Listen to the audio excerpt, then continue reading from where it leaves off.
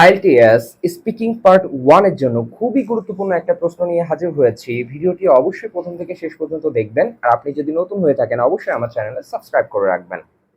আমি যদি প্রথমেই প্রশ্নটি বলি তাহলে সেই ক্ষেত্রে do you like to go to sea beach or do you like to go to beach, যেটাই বলি আমি আবার বলছি, do you like to go to the beach, যে আপনি কি সমুদ্র তীরে যেতে পছন্দ করেন কিনা।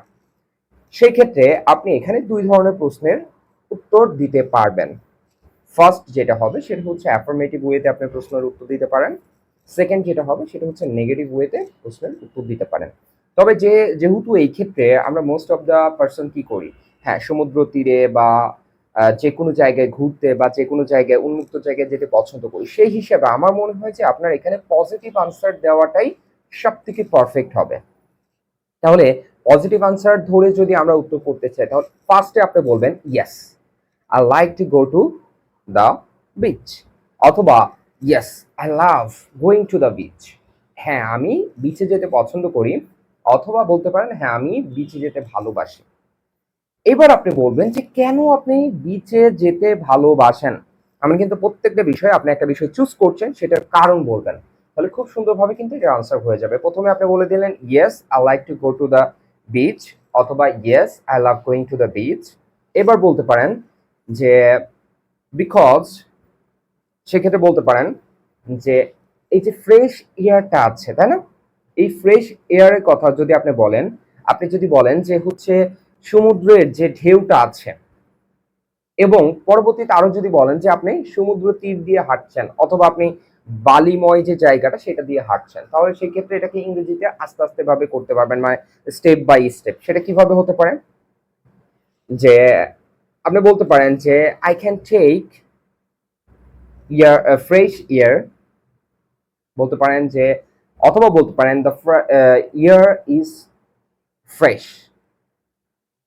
এবার কি বলতে পারেন, beautiful sound of the waves, কি বলছি, beautiful sound of the waves মানে ঢেউয়ের সুন্দর একটা শব্দ। আর একটা কি বলতে পারেন যে ওয়াকিং অন দ্য স্যান্ড মানে বালির উপর দিয়ে হেঁটে যাওয়া। এখানে অন ব্যবহার করতে হবে, কারণ কোনো কিছুর উপর দিয়ে যদি আপনি হাঁটা অবস্থায় থাকেন তাহলে সেই ক্ষেত্রে আপনারা অন ব্যবহার করবেন। তাহলে সেই ক্ষেত্রে আপনি প্রথমে উত্তরটা কি দিচ্ছেন, যে দিচ্ছেন yes I like to go to the sea beach or beach, অথবা বলতে পারেন yes I love going to the beach. পরবর্তীতে বলতে পারেন বিকজ, বলতে পারেন যে in the sea beach, sea বিচে আপনি বলবেন যে the air is fresh, the sound of the waves as well as everything is awesome, সবকিছু খুব সুন্দর।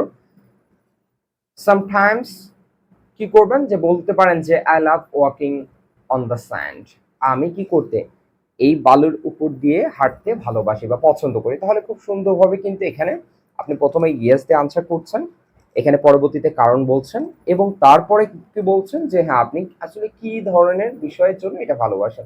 জাস্ট এখানে আমি দুইটা সেন্টেন্সের কথা কিন্তু বলেছি। এরকম যদি আপনি দুইটা সেন্টেন্স দিয়ে বলতে পারেন, অথবা আপনি পরবর্তীতে আরেকটা সেন্টেন্স অ্যাড করতে পারেন, সেই ক্ষেত্রে বলতে পারেন that's why I love it so much, অথবা that's why I like it so much to go there when I get free time, just এতটুকু অ্যাড করে দিবেন, তাহলেই হয়ে যাবে। যে পরবর্তীতে যদি আপনি অ্যাড করতে চান জাস্ট বলবেন যে I like it so much when I get free time I try to go there, আমি যখনই একটু ফ্রি টাইম পাই, মানে একদম বলতে পারেন যে কোনো কাজকর্ম নেই, অবসর সময় পাই, তখনই আমি চেষ্টা করি সেখানে যাওয়ার জন্য। দেখেন খুব সুন্দরভাবে আপনি প্রথমে যদি একদম না পারেন তাহলে প্রথমে যে দুইটা অংশ মানে দুইটা সেন্টেন্স এই অংশ দিয়ে আনসার করবেন। আর যদি আপনি আনসার করতে পারেন যে না আমি আরেকটু বাড়াতে চাচ্ছি, তাহলে সেই ক্ষেত্রে বলবেন যে আমি এটা খুব পছন্দ করি এবং আমি যখন ফ্রি টাইম পাই তখনই আমি সেখানে যাওয়ার চেষ্টা করি। তাহলে এইভাবে যদি আপনি আনসার দেন তাহলে এক্সামিনার খুশি হবে, আপনার এত কিছু চিন্তা করা লাগবে না, আপনার গ্রামার প্রবলেম হওয়ার সম্ভাবনা কম থাকবে, আপনার বেঁধে যাওয়ার সম্ভাবনা সব থেকে কম থাকবে। এটাই হচ্ছে আমার এই যে আমি যে এপিসোডগুলো তৈরি করছি এখানে সব থেকে ইম্পর্টেন্ট পার্টটাই হচ্ছে আপনার যেন বলতে যে বেঁধে না যায়, যে আপনি কোনটার পরে কোনটা বলবেন। আপনি হ্যাঁ স্বাভাবিকভাবে ইংলিশে কথা বলতে পারেন, কিন্তু এক্সামিনারের সামনে যে আপনি কথা বলতে গেলে কি বলবেন এর পরবর্তীতে এইটা নিয়ে একটু কনফিউশন থাকে না, এই কনফিউশন দূর করার জন্যই মূলত আমার এই ভিডিওগুলো। আমি আশা করি যে অবশ্যই প্রত্যেকটা ভিডিও থেকে কিছু না কিছু হলেও আপনার উপকারে আসে। এখন আমরা যেটা করবো সেটা হচ্ছে নেগেটিভ আনসার। যদিও নেগেটিভ আনসার দেওয়াটা আসলে এইসব প্রশ্নের ক্ষেত্রে উচিত হবে না, তারপরে আমি নেগেটিভ আনসার যদি অনেক মানুষ আছে আসলে পছন্দ করে না, আপনি বলতে পারেন যে personally I don't like to go to sea beach or I don't like to go to the beach so much. Personally মানে ব্যক্তিগতভাবে আমি আসলে সি বিচ বা বিচে যাওয়া খুব একটা পছন্দ করি না। সেক্ষেত্রে আপনি বলতে পারেন অপোজিট পার্টে যে হিল মানে পাহাড়ে যেতে আপনি পছন্দ করেন অথবা অন্য কোনো জায়গায় যেতে পছন্দ করেন, সেক্ষেত্রে বলতে পারেন actually when I have free time or I get free time I try to go to the hill. যে আমি কোথায় যাই, পাহাড়ে চলে যাই। সেক্ষেত্রে বলতে পারেন যে বড় বড় যে পাহাড়গুলো আছে সেখানে যেতে চান, অথবা আপনি বলতে পারেন যে when I get free time I try to go to the about or heritage sites to watch heritage sites. এইভাবেও বলতে পারেন যে হ্যাঁ আমি যখন আসলে সময় পাই তখন আমি বাইরে চলে যাই অথবা আমি পাহাড় দেখতে পছন্দ করি, কিন্তু আমি কি সমুদ্র খুব একটা পছন্দ করি না। এটা আপনার একদম একান্ত ব্যক্তিগত একটা বিষয়। কিন্তু আপনি যদি এভাবে দিতে চান তাহলে প্রথমে বলবেন personally I don't like it so much, অথবা বলতে পারেন personally I don't like to go to sea beach so much. আমি খুব একটা সি বিচে যেতে পছন্দ করি না। when I get free time I try to go to abroad or when I get free time I try to go to the hill and I feel better। বলতে পারেন হ্যাঁ আমি আরো বেশি ভালো অনুভব করি। তাহলে এইভাবে আনসার দিলেই কিন্তু আপনার নেগেটিভ দিচ্ছেন বাট এটা পজিটিভ ভাবেই হচ্ছে। এইভাবে আনসার দিলে দেখা যাচ্ছে প্রশ্নের যে উত্তরটা হওয়ার কথা ছিল ওইটাই হবে স্বাভাবিক।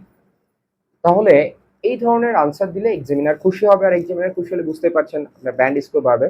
আর যদি আইএলটিএস স্পিকিং পার্ট 1 আপনি ভালো করতে পারেন তাহলে কিউ কার্ড সহ যে ফলো আপ প্রশ্নগুলো থাকবে এই ক্ষেত্রে আপনার আনসার করার সুবিধা হবে এবং ওভারঅল ব্যান্ড স্কোর বাড়বে।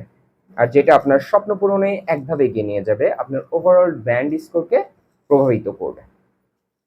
এই যে এই ধরনের প্রশ্ন যে আমি চেষ্টা করি কিভাবে উত্তর করবেন, যদি বিন্দু পরিমাণ আপনার উপকার হয়ে থাকে বা ভালো লেগে থাকে অবশ্যই লাইক কমেন্ট শেয়ার করবেন। আমার চ্যানেলে নতুন হয়ে থাকলে সাবস্ক্রাইব করবেন, আমাকে অনুপ্রাণিত করবেন। আর আমার ভুল ত্রুটি হলে অবশ্যই আমাকে ধরিয়ে দিবেন, আমি চেষ্টা করব আমার জায়গা থেকে সেগুলোকে রিকভারি করার জন্য।